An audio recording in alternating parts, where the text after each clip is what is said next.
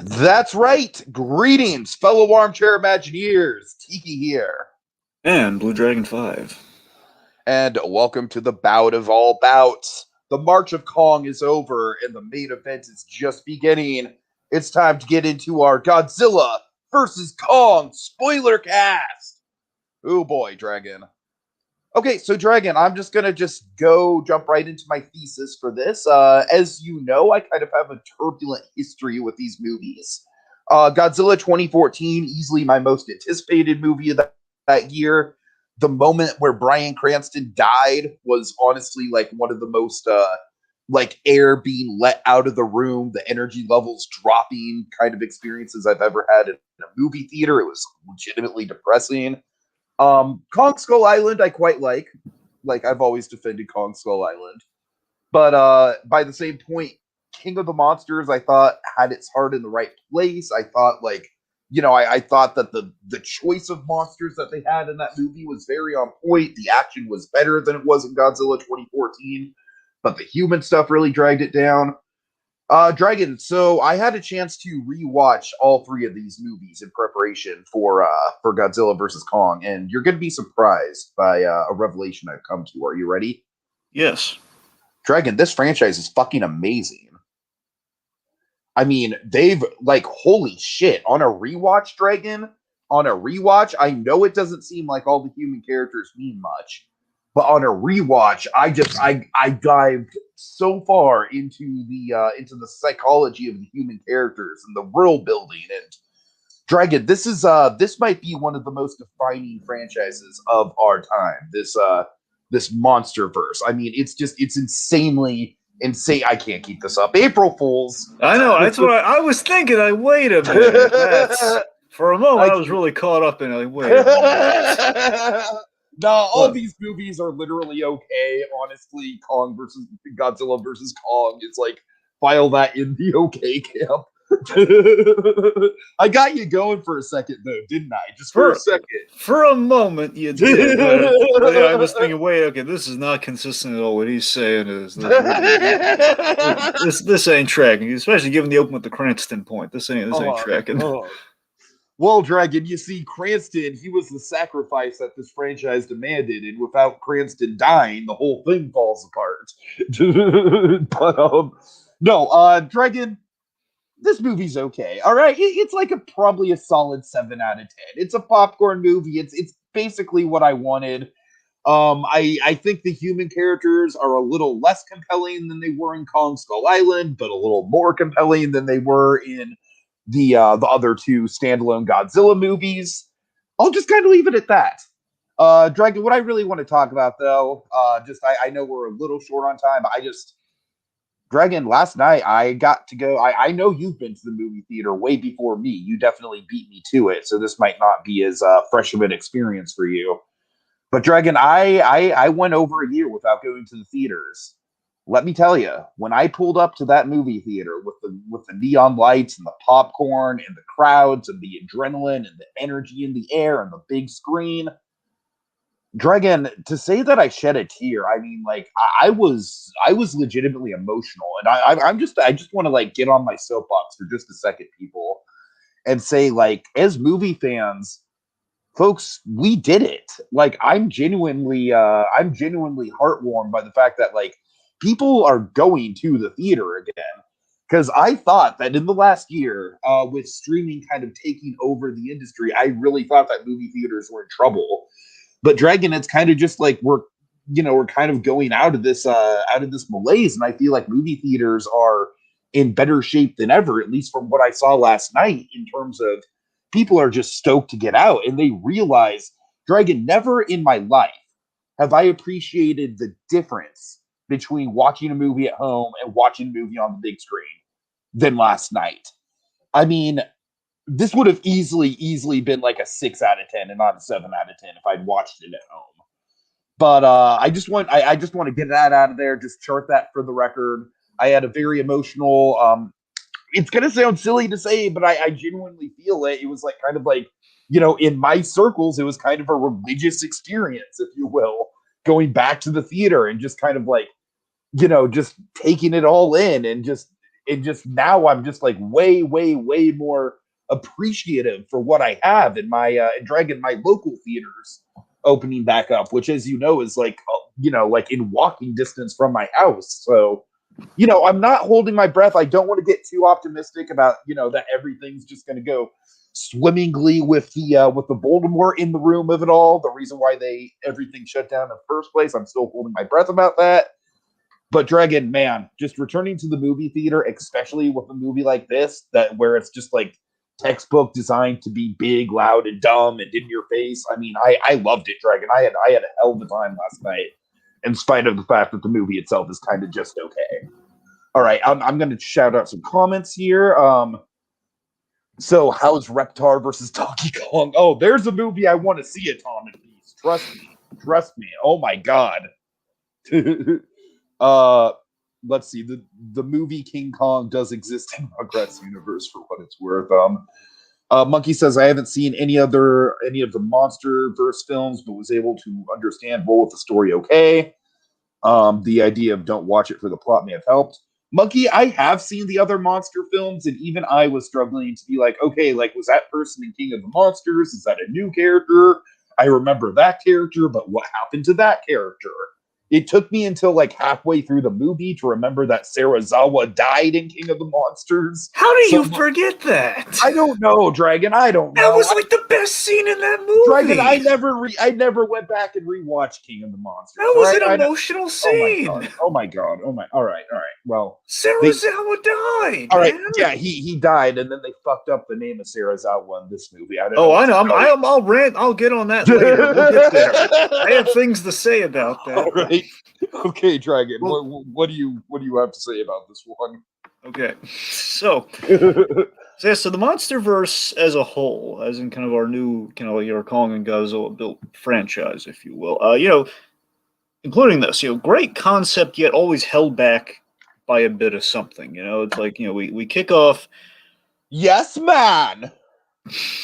Think about it. Just like, for example, like either whether it be like we're killing off like the one compelling human lead, or like we're falling maybe a little compelling human lead who's arguably been in any of these movies, because I like characters in Kong Skull Island, but they're all side characters. Sure. That's what I'm saying. So you look at it with any of the three that have come before. You have like you kill off your compelling human lead, or two, it's like maybe you fall a little too in love and distracted by your setting, a la Skull Island, or three, there's too much of a human element, which very much was the downfall of King of All Monsters. Yeah, and it's ironic that you and I can just very, very unbiasedly say that, even though we are huge Vera Farmiga fans and huge Kyle Chandler fans. Let me be clear, there was Vera Farmiga. She did what she could. Okay. You sound so serious, Dragon. You sound. She did what she could. All right. I got you, man. I got you. She's been anyway. True. All right. So, but back to this film. So again, that's how we've been dealing within the MonsterVerse as a whole. So this film comes around. I feel this has been the best film yet. A better balance of the past kind of hindrances and kind of anchors with the other films, but still, as I said, still not perfect. But this was a lot of fun. It was a lot of fun, not perfect, and the balance was a lot more even. With like there was more monster. The monster to human ratio is a lot more balanced. Like we almost had it to the perfect degree in which I wanted. Like I just want the humans that are necessary to the plot. That's all I wanted. And we kind of had that. At least half of our characters are necessary to the plot. The other half, well. One of our teams is not like the other, so to speak. Break down here. So, you go to this for the action on a massive scale, and it delivered. It absolutely delivered. I mean, the best part, the fight, of course, for me, and I guess we'll get into it later. For me, there was a great surprise twist that I really loved. That I've been waiting for a while. We got it, and I was very thrilled with it. So we had a few twists towards the end. So, it's kind of the best versus film in a long while if you think about it too. Like it's the BVS take notes. You know what I mean? Yeah, I would definitely sign off on that for sure. It's definitely a more sad. Well, There's one element to the ending that I hate, but we'll get there. We'll get there. Fine. Well, but I mean, overall, though, I mean, compared to some of the other Versus films you can think of offhand, Sure. I mean, at least this got much closer to the mark. I still think Freddy versus Jason is a masterpiece, but that's you are insane. That movie is not a masterpiece. Come on. It's not a masterpiece, but it does what it sets out to do incredibly well. I mean, maybe, but I don't know. Anyway, so also the other thing we can say after going through it, better than the 62 film, right? Oh God, yeah. Oh my God, no question. I mean, I love the 62 film, but yeah, that wasn't a hard benchmark. I like the last third of the third act of the 62 film. Right, that's probably. But that's getting that in the steak gag. That steak gag's still really funny. Anyway. All right. Anyway. That's how I'm feeling. Lost your mind if they had like a reference to the steak in this movie. There is no way they would have had a reference to the steak in this But film. what if, Dragon? What if some character was just randomly like grilling a steak? Well, I mean, if they were grilling it lovingly for a loved one, sure. All right, fair enough. Anyway. Okay, so Dragon, let's get right into Team Kong.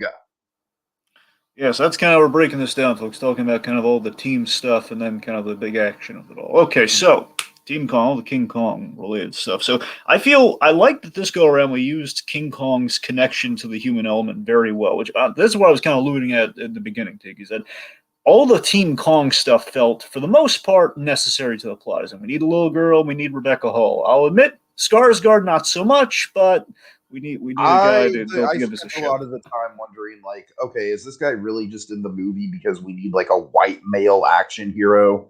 I mean, I wasn't going to put it like that, but sure. I mean, like, I can even scratch out the white part. That doesn't really matter. But just like, just a standard like male protagonist. I mean, I'll admit, Skarsgård was completely cookie cutter in the movie. I mean, it's. I was not feeling him. I was feeling the other two, Dragon. The other two, I will admit, they probably got the closest to being compelling characters, other than the two that I always go back to with Kong Skull Island, with Sam Jackson and John C. Reilly. But I do think that it was a clever subversion, because I'm the big Kong fan here, and I think it was a really clever subversion that they gave Kong a human bond, but they really played around with it. Yeah, like as Atomic Beast is kind of alluding to in the comments. By the way, of course, welcome to Atomic Beast and Monkey earlier in the comments. Yeah, we subvert the damsel in the romance aspect of Kong, and instead, we have the little girl Jai. That was honestly really refreshing. Yeah, Jai. Yeah. And what I really like about Jai too is that Gia, I think. Wait, Gia? I think it's Gia. Yeah. Well, we're gonna get sued any which way. Okay, so Gia. So anyway, so Gia here, I like that she was like essentially, from what I understand, she's like the last remnants of the Skull Island natives. I think it's the most genius way I really like that, and I wish they would have like explored that a little bit more. I thought that was a brilliant way to do her character. I just think it was almost kind of like an afterthought in the script. Again, the perfect way to handle the Skull Island. It was a great idea. It was definitely a great idea for sure. That's always like the thing keeps holding these King Kong movies back. When you look back on, I was like, man, what are we going to do with the natives? The natives are like the natives are always like a thorn in the side of people. It's a landmine. Any which way we approach it, if we do it too accurately, we land the Peter Jackson thing. If we land right. Anyway, so of course the sign language element. So essentially, what they did is they kind of played Rebecca. I like the sign language element. I just think it's fucking absolutely stupid that they should have just known that she could communicate with Kong from the start. Dragon. This movie has Dragon. This movie does have like a Dark Knight Rises ratio of plot holes, and I will admit that. It's like a few of them are just kind of like, all right, I don't care. We're clearly just like getting from point A to point B with this. It's like, whatever. It's not meant to be thought about too hard. I can let it go. Dragon, there's some things like, okay, so you need to tell me that this girl has been like interacting with Kong in this little oh god, the dome thing. Yeah, there's a dome on Skull Island. Basically, they're keeping him in a dome. Which, by the way, I have a lot of thoughts about Skull Island that we'll get to just in general. But so you mean to tell me that they're communicating, that they're monitoring this girl and Kong's interactions every fucking day? They have it like, I'm sure there's cameras there and everything, and they've not once noticed that this girl and Kong are communicating with sign language.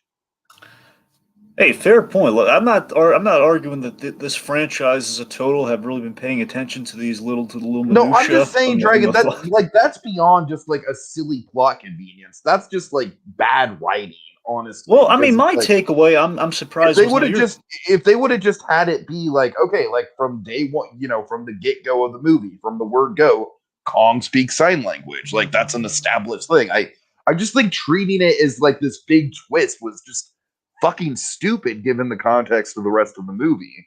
Fair enough. They wanted a big dramatic Kong rain didn't scene, I guess. I don't I know. mean, Kong didn't want the humans to know. I guess that's a fair point, but like, still, like, my point is like, how did they, how did they communicate in the first place? Like, I assume there were cameras all around them. I I just mean, don't I get.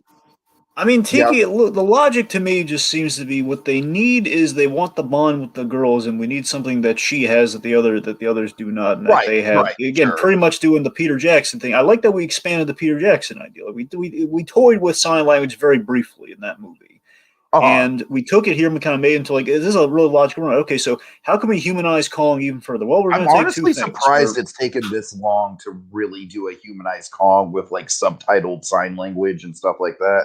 Feels like a Again, natural evolution. that's the thing. So you look at Rebecca Hall's character, Doctor Andrews here. And I love that we give her this.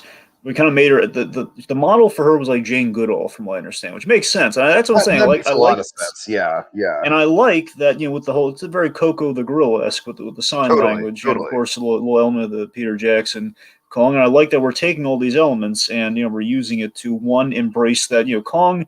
He's not exactly he is a kaiju probably by definition. He's a giant monster like gorilla, but again, also something that we can identify from the human world, something that people are fascinated by, sometimes with the whole evolutionary study and everything. So again, there's a human element to Kong, somewhat of a missing link there. And in looking at that, you kind of have like, yeah, we can relate to him. That Kong is not a lost cause. Where Godzilla, he's a force of nature. We're hoping is on our side, which kind of helps this make the distinction between the two. And and again, if Kong's supposed to be kind of our underdog within the fight, as he usually is in the whole Kong versus Godzilla thing, it makes sense to have Kong, kind of like give him that element. So that's really good. Sure, sure. Comes at a Right. cost with that one illogical scene, but take that out of the equation. It's a nice little idea. So, Dragon, the rest of Kong's story can basically be described as um, Thor's side plot in Infinity War. Oh, you just stole that from someone else, didn't you? Yes, but it's so true.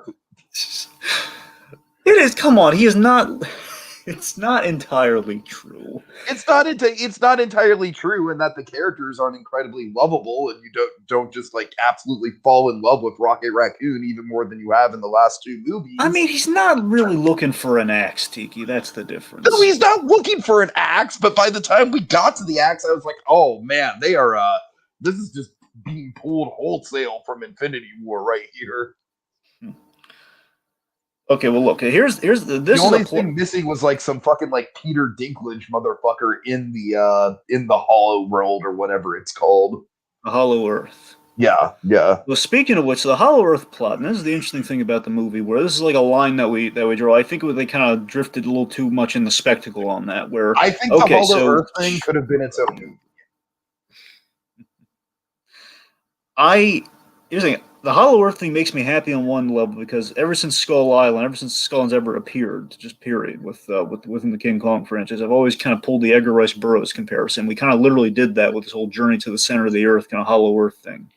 So I Right, love that we right. finally did like the whole Pellucidar thing from Tarzan. Essentially, I thought that was a really fun idea. Only I felt we spent too much time look at the beauty. And here's the thing: I don't mind the spectacle. Look at the floating rocks and the gravity field. That's all fine and It's dandy. The whole Pandora. It's Pandora. whatever. But that's what I'm saying. All of that, fine. Have you Yeah. basically the idea the kaiju's came from inside there? That's perfectly fine. Here's what bothers me. This is the Okay. plot issue I have. The whole thing is the whole point of doing this, and it kind of takes up more time than the fighting, which is kind of a problem. But we That need. is a problem. Yes. But the thing for me is this whole power source plot line. Did you make any sense of it? Because I can only tell you what I can imagine the plot is for that. All I know is that the original surprisingly made the power sources make a lot more sense. Well, what I mean is the power source here is we it's not a tangible thing. We're not taking a power source to the surface. It's like, okay, there is a power source down here, which I still don't know what it is exactly. Yeah, right. And It's just like this mysterious. It's blue dragon. It's like the blue meth of Godzilla I mean, power. it's not that. It's not, I can't even say where it is. Like, I don't know. Like, if it's like, is it in like a part of the landscape? Like, I guess Right, it's like linked right. to the gravity. I'm saying there's a power source that. Okay, so the Dragon, it's Alexander very Scar. much like a situation where it's like, okay, like no, you are not meant to think about this shit too hard. Right. Well, what I'm getting at here is just the whole Dr. Lin thing, the whole like Skarsgård plot of it all here is that okay, again he's okay, he's not memorable, but it's like I have no idea. Well, I'm sorry, I'm looking at some other things here. Like Like you for really example, couldn't I think even of follow other. the logic of why they were doing what they were doing in the first place. What I'm saying is they already have a hole to Hollow Earth. Why exactly do they need King Kong to Oh, they get do have there? a hole to Hollow Earth. Yeah, I'm glad you brought that up because That's what they I'm did saying. it. If they They know did where it establish is, that in Kong Skull Island, right? It's right there on Skull Island, right? well, that's something. No, they go to the Arctic to get there. I mean, I Oh can't yeah. recall exactly how that worked in Skull Island. No, It's I been a see while. what Not you're saying though. I see what you're saying. It's like, why did they say we need a monster to lead us there? Well, no, you have a giant dig site there already. Kong was completely. I mean, the only reason Kong's there is because Rebecca Hall wants to take him home to protect him. Because, and this is a nice thing to establish, Skull Island can't sustain him after all these years. It may not hold after all that time, which makes sense. After all that time, he's just camping out in Skull Island. Uh-huh. So, it's based on that. It's like, okay, I like that we're addressing some logical things with Kong. The natives are gone. What's next to go? And basically, we're protecting Kong from Godzilla because it's going to be a battle of kings, and we don't want Kong to get killed. So we're trying to protect him by taking him home. That makes sense. But again, our bad guy here wants to like get to this power source, which again, I don't know why we had to tie getting Kong home into this power Yeah, source thing. Why couldn't we just make it, let's get Kong to a safe place away from the Godzilla? villain Why? plot was very Jurassic World Fallen Kingdom Dragon. Now, I'm really interested to get your perspective on one thing from this film, Tiki. Okay. So, something I had a blast with, and given the whole March of Kong thing we did, I love the universal ride elements of this movie. Like we have the Oh, heave, and we have the. I'm glad you brought that up, Dragon, because I was very much feeling that. Like when they get into those like pod things, and there are absolutely some moments that feel like Back to the Future the ride. I know, right? A little bit of Back to the Future the ride, a little bit of confrontation once some more bad guys get caught in Kong's hand. That's really cool, and the Yeah, monorail. absolutely. The Absolutely. monorail thing was Yeah. awesome. No, just all that was great. Yeah, I totally caught on to that. And I mean, genuinely speaking, it kind of got my mind racing on what an actual Godzilla versus Kong ride would be like. And it's like one of the other thing too. Again, I love the heave. I think I love I love the vehicle. I love the heave, which I believe is taken from one of the kaiju movies from the past. Or maybe I forget if it was from one of Kong's movies or one of Godzilla's movies. But that's where they got the ride. That's where I keep wanting to say ride vehicle because I know it's not a ride, but it feels like it. It The absolutely heave. feels like a ride vehicle. It totally does. It's a cool ride vehicle too. I like it. It is. It is. I'm a sucker for a good ride vehicle. Oh, I am. That's why Bob Gurr is my favorite Imagineer. That's the thing. Like, it's like we're using this, which is cool, but getting down there, it's just again the repetitive question of like, okay, so we're assuming that there's a power source down there to begin with, and we're going to steal it somehow. And even when they do steal it later, it's like they don't get they get the. Okay, let me talk about the new mustache. I like to call her. Okay, The so new the mustache. this is my term. I've come up with a new trope, Tiki. It's called the new mustache. So the new Okay. mustache Okay. is when we have that condescend. There's always now the condescending intermediary foe. It's like someone working for the bad guy. In this case, Maya Simmons, Walter Simmons' daughter, who's heading the whole expedition that's going to double cross the Kong story. It's just, again, there's no subtlety, no sympathy. It's like, yeah, so she's pretty terrible, and you want something bad to happen to her. Like, where's the subtlety? Where's the if you're ever gonna have a reveal, I mean, why don't we just have let's invest in it, then do the reveal? But no, it's just like if we're gonna cram a human character in there like that just to be an obvious mustache twirl, it's like, come on, like really? And that anyway, so what I'm getting is like that lady gets destroyed. She gets crushed in Kong's hand, very justifiably so, because she was kind of leaving him out to dry and everything. So she gets destroyed. How does the power source get to the bad guy who has it later for the thing? It's like, I guess she got to read it. That's what I'm saying. I really just thought all the human antagonist stuff just didn't even need to be there. Like Godzilla is your fucking antagonist in this movie. Why do we need human antagonists? That's what I'm saying. Yeah. Like exactly. if anything, you should have a military that is doing the Mechagodzilla stuff, and like they're doing it with good intentions, even if it goes awry. You know what I mean? That should be would have been interesting. Yeah, yeah. The only reason it's an actual bad guy is that end of the post-credit scene of King of the Monsters was setting up like a black market kaiju sort of thing. Oh god, it's again fucking Jurassic World Fallen Kingdom, which is not Well, a there you movie I go. want to be reminded of. But to be fair, you just pitched like a militarized kind of Godzilla usage, so. Fair enough. All right, let me see if there's anything major with the concept before we just kind of mix and match here. We addressed how we transport Kong. We've been waiting for that. Let's talk about the way we transport Kong. Yeah, we get the boat and we get the helicopters, so we get kind of a double whammy. The helicopter thing's really cool. Hell, the whole movie is kind of like, how do we transport Kong, the movie? Here's the thing, it's an awesome visual, and also we get Kong and Snow, little Peter Jackson nod. Uh-huh. So let's see. I think that's so Kong's imperative too. Let's hit that before we transition here. So Kong's imperative, very much a sense of family and freedom. He's looking for freedom. I love that Kong's just like, he's on Skull Island living his merry way, and there's like a dome that pops up around him. Like, again, these guys are trying to protect Kong, but still, it's like Kong just can't get away from it. Yeah. I did think that the hole in the ceiling was kind of like a nice visual metaphor for where Kong's at. I was like, oh, look at that movie. You did a symbolism. Yeah. All right. Okay. So I think, unless you want to, we can talk about the acts later. So let's just, Yeah. Okay. So let's get into the Godzilla stuff, which there isn't much of, but unfortunately there is a bunch of Team Godzilla stuff. Oh boy. So the big mystery of the film is, why has Godzilla become the villain? The big mystery of the film is, why do we need these characters? Pretty much. You're not wrong. So basically, it's like, Kong being the villain now versus like the savior angle of the past films. But I gotta admit, it was always a bold choice for those films. Like, they didn't go like the traditional route we all thought it was going. Like, okay, it's gonna be Godzilla classically as a villain, and maybe if we're lucky, we'll do the hero thing. Nope, hero from the beginning. There you go. Uh-huh. It's always a bold choice, which I'm not opposed to. So, Dragon, I just want to say up front, Kyle Chandler, I felt so bad for him. Me too. He got so fucking wasted in this movie. He has like 3 brief scenes, and they're all just so insubstantial. Like, he is definitely a thankless role that you could have just easily cut out of the movie. And let me sum up Kyle Chandler's role in this. I said Godzilla. Now I'm just hugging my daughter. Okay, there it is. Shut up, Josh.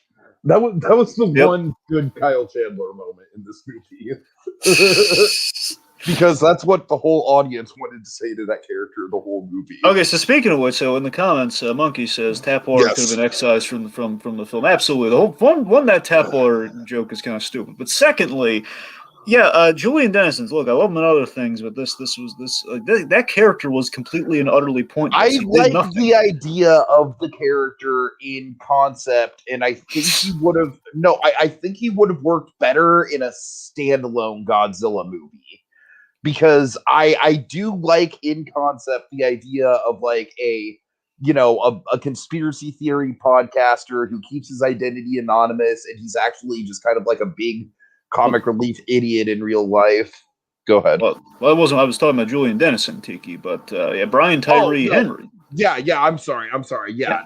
Julian Dennison, look, the kid had a couple laughs, and he's the type of actor where honestly I kind of like, he has a good screen presence to him, so I kind of enjoy his presence even when he's not really needed, and that's kind of how I felt here. But yeah, at the end of the day, let me tell you what his only point in the movie was, okay? And even then, I don't know how effective it is. His whole point in the entire film is that he spills some booze on the which I hated. I hated that was essentially the way that we defeat Mechagodzilla. And doesn't even really work if you think about it. I mean, they just kind of fritz them for like a second. They still going.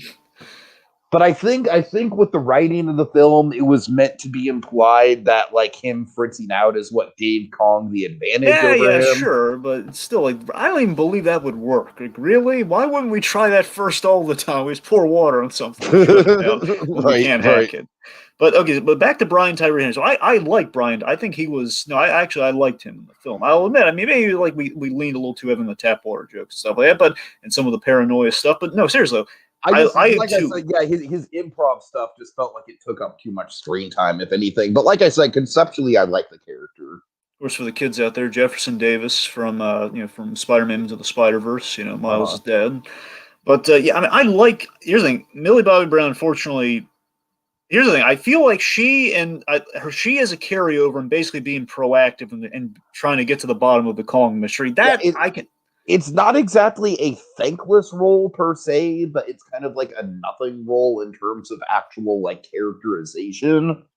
That's what I'm saying. I think here's the thing: at the end of the day, we didn't really need any of the Godzilla investigation. We could have just revealed it. But that said, I mean, I like the idea of like essentially of Godzilla's fan base kind of saving him in a sense, or at least trying to get to the bottom of what's going on. Like the whole the podcaster thing about like all the. I did like how it did serve as an effective way to reveal the Mechagodzilla stuff, and I think that's probably the only reason why the subplot's there to begin with. Exactly, and that's the thing. I can get behind it by that extent. I don't need any of the Julian Dennison stuff, but I can get behind it for that. But then just been a Millie Bobby Brown and Brian Tyrese Henry team up.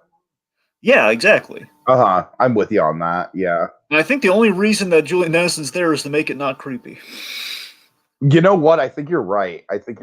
Yeah, because we have to have that character saying, "Look, we just had a seminar in school about this." Yeah. He's kind of a buffer. That's the only reason he's the chaperone. That's the only reason he's there. Because otherwise, like, oh, you're following this podcast or you met on the internet. That it just right. Like this isn't a let's not meet story waiting to happen. Exactly. That's the only. Unfortunately, here's the thing: we really could have given all of this to Kyle Chandler and his daughter. We could have done that. God damn it! Yeah. Right. Yeah. And here's the biggest shame about the Kyle Chandler thing. I feel really bad for him too. Is that he didn't even get the ironies of the long roads that we take in life. We get Kyle Chandler in on the action. We finally do Godzilla versus King Kong. The irony that Kyle Chandler was in one of the King Kong movies, and he doesn't share a scene with Kong. Yeah. Like not even like in the same he's not even the same plot line. He doesn't share a scene with any of the monsters that I can remember. He's just kind of like on a military base for most of the movie. Not even that. He's like ground controllers. Pretty much. Right. He's like doing anyway. It's silly. But yeah. So Mechagodzilla. So I was really excited to finally get. I've always wanted to see Mechagodzilla. I was hoping they were going to do that for this movie. When they did, it was like, yes, we did it. Yeah, I really liked what they did with Mechagodzilla. I actually thought that that kind of like wiring it up to King Ghidorah's skull was pretty creative. Yeah, doing like the whole psychic link thing. I have an issue with the psychic link thing, but I'm saying in concept, I think Mechagodzilla is a great idea. And if we're going to do if we're going to do the mustache twirly villain thing, and basically Godzilla is framed as the villain while he's trying to it's the dominance thing. He's trying to take out his competition, which I assume, again, they don't get into this because this would actually be plotting or like the stuff we have to say in the movie, stuff to address instead of leaving the audience guessing like we do in each one of these movies, like guessing about what the deal is. Yeah. I'm going to assume that Godzilla can kind of sense the Ghidorah things. I think Ghidorah might have had like mental powers or something in the original. Ghidorah had like some sort of psychic thing. Oh yeah, I'm sure he did. Yeah, definitely. So my guess is that Kong is like can find him based on that, and then he knows that they're doing a Mechagodzilla which he wants to destroy, and making him look like the bad guys. He's destroying all these apex cybernetics places. Makes sense. Again, I can buy that. That's a good reveal. I think that's a reveal that tracks. I like it's a little, and in regards to Mechagodzilla design, he looks cool. It's a little bare bones, but it's a practical design where they're not going to put all the bells and fancy whistles on it. I like the fact that it's a practical design because, really, a lot of this movie kind of throws the realism of this universe kind of out the window to a certain extent, but I still think that at least they got the scale right, and at least the designs of the creatures, including Mechagodzilla, they don't look completely outlandish. Certainly. Now, let me talk about the thing I don't like about Mechagodzilla. Okay, so Ren Serizawa. Yeah, he was a head scratcher pretty much the whole movie. I think short of Kyle Chandler, perhaps, I think the biggest missed opportunity of the film that just bothers me to no end, because I really like the other thing that worked, especially in that first Godzilla movie, aside from Bryan Cranston for the act of a movie. With Serizawa, yeah. Serizawa, and he carried over. Serizawa was, Ken Watanabe did an excellent job with that role, man. Of course, his death scene was very moving in King of All Monsters. But so apparently, and here's the thing: when I was watching, I had to almost kind of stop for saying, "Wait a minute, what?" Like, so Serizawa has a son. We just kind of threw that out there like an Easter egg. Like that's a bigger deal. He had a son who's involved in it's this. totally just like it feels like a second draft. Like, all right, why not? Like, make this character Serizawa. Okay, so tell me this doesn't sound like an interesting character. Okay, so the son of the most interesting character in your franchise, essentially. He's the death scene again. The death scene last movie can be very, very impactful, perhaps. And then basically, when we get to this character, we name drop him that he's his son, and I just he's just the psychic pilot of Mechagodzilla. Yet you have again, he's in his family legacy is that you are bonded to Godzilla, and you could be bonded to a Godzilla like your father was. I think that's. And clearly the son has a different perspective and like, okay, I'm going to build a Godzilla instead of just like, devoting my research and my time to, like helping out the real Godzilla. I'm just going to, I'm basically, he's getting into the Godzilla business like his father. And it's just changing his approach. Perhaps maybe the death of his father, screw Godzilla. My father got killed because I'm going to build like the safer Godzilla, the Godzilla deterrent or something. That's too interesting an idea to leave on the table. Like Serizawa becoming, essentially a Serizawa becoming Godzilla in a sense with the whole pilot. He's becoming Godzilla. And we do nothing with that. It's all interesting in theory, but it's I know, right? But yeah, the only thing that connects this guy to Serizawa is the fact that they name drop Serizawa. Which that's just money on the table, right? It's like if you're gonna do that, why didn't you do like of all the characters we're dedicating pointless time to, we couldn't like take all that and give this guy an arc or like make it like imagine if the Godzilla story was through the eyes of this guy, the Godzilla half. Imagine that. No, like that maybe Kyle Chandler, perhaps. Anyway. Well, we can always use more Kyle Chandler. I'm just so peeved about that Ren Serizawa thing, just given how good, all the potential you have with that idea. We just make it like a little Easter egg. Oh, look, we got Serizawa in there. He's his son. That's dumb. All right. So should we get into the main event? Well, I want to talk about the death scene of the bad guy because it's really funny. Okay. Walter Simmons, fun performance. Again, more memorable than the other bad guy, I guess, like just the random British guy we had last movie. But great death scene. The whole like he's beginning. The monologue is interrupted by Mechagodzilla frying him alive, and just his realization is that and it's the moral of man shouldn't make monsters. It's the age-old moral, Right. Yeah. Okay, so yeah, let's talk about the big old brawl. Okay, so round one. They fight in the day. Yes, I, like the angry video game nerd and many others, were very happy that we got a daytime fight this time, Dragon. I feel like that makes the lighting just all the more oppressive when they can actually pull it off. Dragon, here's the thing. I thought that the scale of this fight with Kong kind of like going on and off the boat was more convincing than anything in the cities. I mean, I think the city did a good job with the scale, but I thought with this, you really felt like, like especially how they showed the impact of the boat, like everyone kind of like getting dragged around by the water as the boats were tumbling over. You really felt the impact of it. Whereas we'll get into this with the other fights, but the other fights kind of had like a bit of a Man of Steel vibe to me, which we'll get into.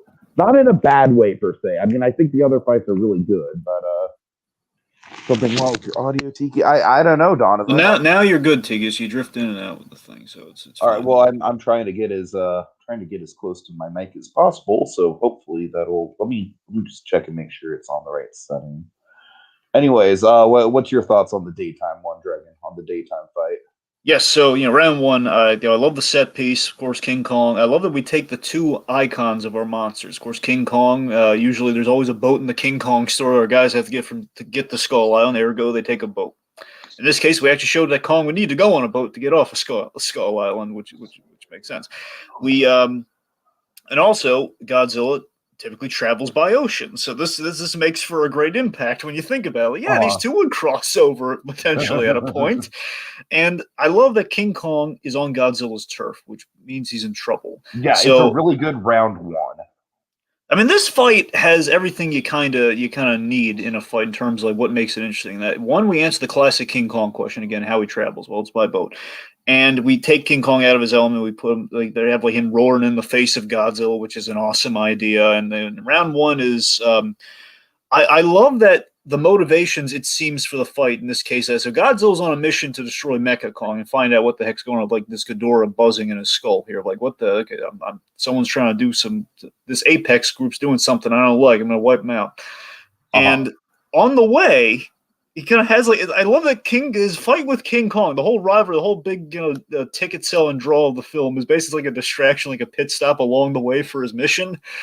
I'm just like, oh yeah, that guy ticks me off. I have a feud with that guy. I haven't seen that guy in forever. I want to beat him up. Right. Yeah. On the way, it's basically just kind of like Godzilla just coming in and causing shit. I mean, the thing with the axe, I'm going to say some things about the axe, but essentially, one of the things about the axe here, I'll address the rest of it when we get to round two, which actually has the axe in it. Is the axe is very much you have one of Godzilla's dorsal fins, like one of the giant like fin scale things on his back, as the axe. So it's basically, I assume, it could be like a relative. Again, the idea's been going on for centuries. It might have been other Kongs, other Godzillas along the way. Building to this point, it's possible, but just taking it at face value, hey, that guy took my dorsal plate. I hate that guy. Right. It's pretty much the motivation. Like, yeah, he took my fin. I hate that guy. God. That's essentially the motive for the whole fight. And I love that. It's just so primal and so simple. But yeah, as you said, I completely agree with the echo and the impact. And basically, again, like when Kong has to jump from ship to ship in these giant kind of troop carrier kind of boats, you feel it. And I love the Kong. Of course, his strength is punching Godzilla in the face a lot, where he's using like the gorilla strength. Where again, King Kong doesn't have much. King Kong has more reach than Godzilla. We have like the money shot jump when Godzilla's unleashing the atomic breath and Kong has to jump off the ship. Then they have the undersea battle, and basically King Kong almost gets drowned. So certainly round one goes to Godzilla. Right, and then round 2 and 3, Dragon, I honestly kind of have a hard time differentiating between they happen. Well, 3 is really the ending, and then it gets like 3. Yeah. To me, 3 is that and the team up. That's my opinion. Fair enough. But what do you think of Round 2. the neon? What do you think of the neon, Dragon? I think it was a great choice. I think it looks good. I mean, we're in Hong Kong. By the way, I just love the simple pun, Hong Kong. Oh my God! Yes. Of all the places, so we go to Hong Kong. I love the entrance that we make there. I love that. Think about it. Godzilla literally digs a hole to China, or digs a hole from China. To the hollow earth of it all, and then that's how King Kong gets from point A to point B. That's pretty awesome. And again, the other motive of the fight, the reason King Kong wants to fight right now, because King Kong didn't pick that fight early. That was Godzilla. He crashed through the ship, and he's just mad because of that dorsal thing. And now King Kong, hey, you destroyed my fancy throne room in my home. I ain't happy about that. So it goes up there, and they mix it up. So I do like the throne, Dragon. I do like the giant throne. That was cool. So let me talk about the axe here. So now the axe is like a fixture of the fight. So the axe, I think, is a really great symbol of the film. I really love what again. Look, I like the axe. Like I said, I just think the fact that it's like a big side quest to get it is very, is very Infinity War-esque. I think it's weird that it unlocks. I think it's effective. I mean, look, I just like there being an axe. I'm not crazy about there being like the axe like somehow locks into like the room and everything. I'm not crazy about that. I don't get it. But again, I just love that it's the axe is like a symbol of power in the feud for centuries. That whether it was again Godzilla's dorsal plate or whatnot, is like a symbol. Like now Kong has it, and you kind of infer like the history that these two have had outside that opening credits sequence. And again, it's the classic iconography of King Kong fights dinosaurs all the time on Skull Island. So we're kind of taking that classic. Exactly. So it makes like a perfect sense. Okay. By the way, I love that Kong throughout the movie. Did you notice that? He's trying to do his signature move. I know that's the big takeaway from round 2, Tiki. Round 2 is like we get 2 major things. One, he's trying to do the jaw. He's trying to do the jaw snap. Yeah. And he gets close to it not with Godzilla, but with later on. But then of course the bigger win again with the axe, and I believe you called this, is that instead of shoving a tree down Godzilla's mouth when he's about to do the atomic breath, we do it with the axe, with the wooden handle of the axe. Yeah. Right? Oh, that's great. Uh-huh. Awesome. Yeah, and also the axe kind of somewhat canonized. The last thing about the axe then was any remaining stuff with is that the axe too is like it kind of canonizes the history of those monsters because sometimes we feel like either killed off or like bred a new Godzilla movie. So again, if it belongs to another one, this whole history's worth of things that we kind of canonize So like the it's like the vast Elder Wand of the MonsterVerse. You have no idea what the Elder Wand. It's a Harry Potter thing, but Yeah, I got no idea. yeah, But you see what I'm saying? It's kind of a nice little totem of like there's a history, there's other movies. We can't sure. exactly tell all those movies, but it's kind of showing a little bit of reference. And again, there's like little nods here and like some Easter eggs that work, like the skull crawlers and the whole like 33 for the year King Kong was made. Like that's stuff like that. It's cute. Anyway, so again, that Act Two was. I love like the '62 film. This fight is very much in Godzilla's favor for the most part. Better fight though. I love how we're having all this destruction in Hong Kong because we're The in a confined destruction I was space. mixed on, Dragon, because at a certain point, honestly, that's one of the only things I think King of the Monsters did a little bit better than this movie. Is that by the end of King of the Monsters, they fully acknowledge that city is fucking like leveled. Like there is nothing left of that city. And here I feel like every time that there's like an action beat, it's all great, but in the back of my mind, I'm like, okay, how much of this city is physically still standing after this? I mean, after all these movies, we've destroyed so many cities and towns. I don't I don't know really what think to it tell you, matters man. My Zack anymore. Snyder radar kind of went off a little bit there. I I don't know what mean, to tell you. at the very least, these are the movies where Zack Snyder should possibly direct these movies because all Oh, the I would. destruction be You know what? warranted. I would be genuinely excited for a Zack Snyder Godzilla movie. Exactly, because again, this is where he's all about like the godlike beings, wailing Right, on each right, other and yeah. like that. He's all about that. So again, like I don't mind the destruction because it actually belongs here versus like in Man of Steel, or no, we don't want to level all of Metropolis. People who like it or live in Metropolis, you Right, know. but like I said, it just kind of like it wasn't even that like I cared for anyone who was getting leveled. It was just at a certain point, it felt like there wouldn't even be any city left to destroy. I mean, okay, maybe there could have been more of an establishing shot to show, like, oh man, look at how much of Hong Kong is gone. I'll give you that, sure. That's what I'm saying. And I like I mean, said, sure. that we did get that establishing shot in King of the Monsters, and it's like maybe the only thing King of the Monsters did better than this. But the So thing, what I like about it is again, like the '62 version, it's imagine we took that castle scene towards the end, and we just had that for a whole set piece where they're fighting between these buildings and everything, and right, that's right. what I really liked about it. And also, you have the Kong like jumping around. The idea of round two is that almost like a boxing match, Kong outlasts his opponent. He tires Godzilla out with the atomic breath and everything. And again, as I mentioned, he's trying to signature move and everything. So he just it was basically he got won by default, and I feel like it was a little unnecessary, but it's kind of funny. Like, and round two goes the Kong, says Skarsgård, who has nothing to do in this movie. All right, so then we get round three, where basically things get real and brief. You can tell it's a real fight because of how kind of brief round three is. So Yeah, get some amazing stuff. Like Godzilla, my God, he just slashes and beats the crap out of King Kong. And then we have the stare down. Remember the stare down? The stare down is probably the best moment in the whole movie, honestly. Oh, God, yeah. That on the big screen was fucking incredible. So that and the roar and everything, you see important the emotion. Again, we always talk about the acting on King Kong. The acting on Kong being kind of emasculated is great in this. I mean, it's not Andy Serkis level. No, acting. of course not. It is still really good. It is still. I'm just really saying, yeah, we're adding like a lot of human elements to Kong here, and this is really great. So Sure. having it reciprocated too, which we could not do exactly. So essentially, Godzilla kills King Kong. His heartbeat's about to slow to stopping, and then now this is the thing I'm most proud of the movie for, by the way. Okay. Oh God. We found a way of taking the '62 ridiculous, like Kong's powered by electricity, the lightning charge. Yeah. The whole lightning charge thing. We're okay. Logically, we found a way of doing that. I and actually doing it kind right. of like this too. It was silly, but it was silly in the style of the franchise. I felt it makes a lot more sense. I mean, it's a buy I can get behind before, like, okay, a random lightning storm. Seeing it's never affected Kong before. It's like happening now. Okay, so we're just gonna Kong's heart's about to stop, so we do like a big version of of the paddles. We give him the EKG paddles. And guess what? Skarsgård actually has something to do. Yep, we give him one thing to do. See, it's not bad. So we revive him. So that's a great idea. We found something from the original. We did it upright. So then we get to the big team up. So now that King Kong's essentially dead in Godzilla's eyes for a moment.